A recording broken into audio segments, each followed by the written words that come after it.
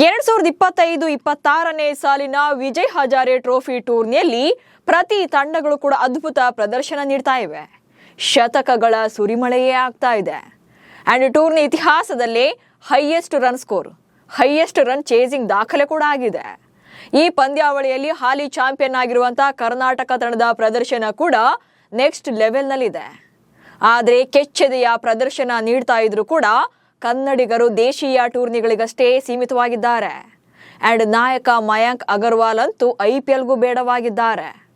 ವಿಜಯ್ ಹಜಾರೆಯಲ್ಲಿ ಕನ್ನಡಿಗರ ಕೇಕೆ ಹೇಗಿದೆ ಅನ್ನೋ ಬಗ್ಗೆ ಈ ವಿಡಿಯೋದಲ್ಲಿ ಮಾಹಿತಿಯನ್ನ ನೀಡ್ತೇನೆ. ನಾನು ಶಾಂತ. ನೀವು ಸುದ್ದಿಯಾನದ ಸಬ್ಸ್ಕ್ರೈಬರ್ ಆಗೋದಕ್ಕೆ ಮರಿಬೇಡಿ.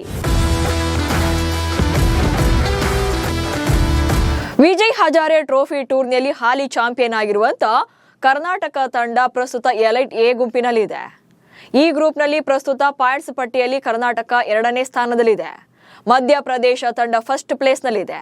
ಉಭಯ ತಂಡಗಳು ಕೂಡ ಎಲ್ಲಾ ಪಂದ್ಯಗಳನ್ನ ಗೆದ್ದಿದ್ರು ಕೂಡ, ಅಂದ್ರೆ ಆಗಿರುವಂತಹ 4 ಪಂದ್ಯಗಳಲ್ಲಿ 4 ಪಂದ್ಯಗಳನ್ನ ಗೆದ್ದಿದ್ರು ಕೂಡ ನೆಟ್ ರನ್ ರೇಟ್ ಆಧಾರದಲ್ಲಿ ಮಧ್ಯಪ್ರದೇಶ ತಂಡ ಟಾಪ್ ಪ್ಲೇಸ್ನಲ್ಲಿದೆ.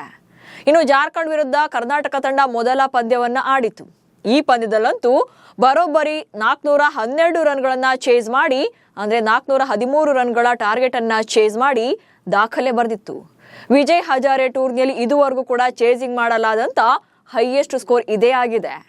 ಅಂಡ್ ಸೆಕೆಂಡ್ ಮ್ಯಾಚ್ ಅಲ್ಲಿ ಕೇರಳ ವಿರುದ್ಧ 8 ವಿಕೆಟ್ಗಳ ಅಂತರದ ಭರ್ಜರಿ ಗೆಲುವನ್ನ ದಾಖಲು ಮಾಡಿದ್ರು.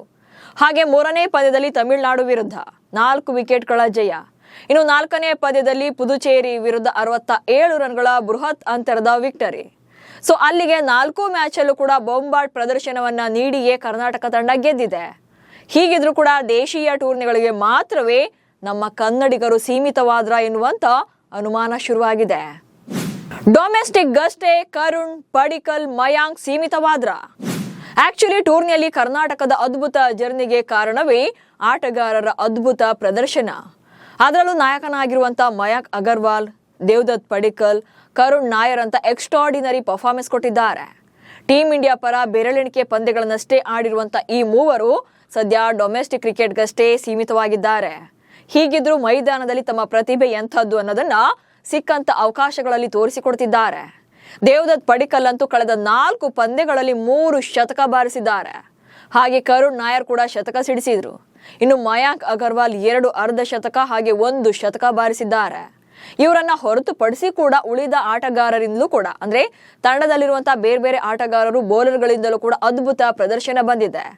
ಆದ್ರೆ ದೇಶೀಯ ತಂಡದ ಪರ ಆಡಿ ಕೂಡ ಈಗ ಈ ಮೂವರು ಡೊಮೆಸ್ಟಿಕ್ಗೆ ಮಾತ್ರ ಸೀಮಿತವಾಗಿದ್ದಾರೆ. ಅದರಲ್ಲೂ ಮಯಾಂಕ್ ಅಗರ್ವಾಲ್ ಎಂಥ ಟ್ಯಾಲೆಂಟೆಡ್ ಪ್ಲೇಯರ್.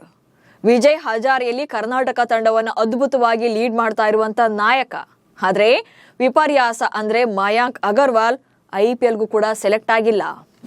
2026ರ IPLಗೆ ಅನ್ಸೋಲ್ಡ್ ಆಗಿರುವ ಮಯಾಂಕ್ 2025ರ ಆವೃತ್ತಿಯಲ್ಲಿ ರಾಯಲ್ ಚಾಲೆಂಜರ್ಸ್ ಬೆಂಗಳೂರು ತಂಡ ಚೊಚ್ಚಲ ಬಾರಿಗೆ ಚಾಂಪಿಯನ್ ಪಟ್ಟಕ್ಕೇರಿತ್ತು. ಸೊ ಈ ಟ್ರೋಫಿ ಗೆಲುವಿಗೆ ಮಯಾಂಕ್ ಅಗರ್ವಾಲ್ ಕೂಡ ಕಾರಣರಾಗಿದ್ರು. ದೇವದತ್ ಪಡಿಕ್ಕಲ್ ಅವರು ಇಂಜುರಿಯ ಕಾರಣದಿಂದಾಗಿ ತಂಡದಿಂದ ಹೊರಬಿದ್ದ ಮೇಲೆ, ಅಂದ್ರೆ ಟೂರ್ನಿಂದಲೇ ರೂಲ್ಡ್ ಔಟ್ ಆದ್ಮೇಲೆ ಬದಲಿ ಆಟಗಾರನಾಗಿ ಮಯಾಂಕ್ ಅಗರ್ವಾಲ್ ಟೀಮ್ ಅನ್ನ ಸೇರ್ಕೊಳ್ತಾರೆ. ಕೊನೆ ಹಂತದ ಪಂದ್ಯಗಳಲ್ಲಿ ಒಳ್ಳೆ ಇನ್ನಿಂಗ್ಸ್ ಗಳನ್ನ ಆಡಿ RCB ಗೆಲುವಿಗೆ ಅವರು ಕೂಡ ಕಾರಣರಾಗಿದ್ರು.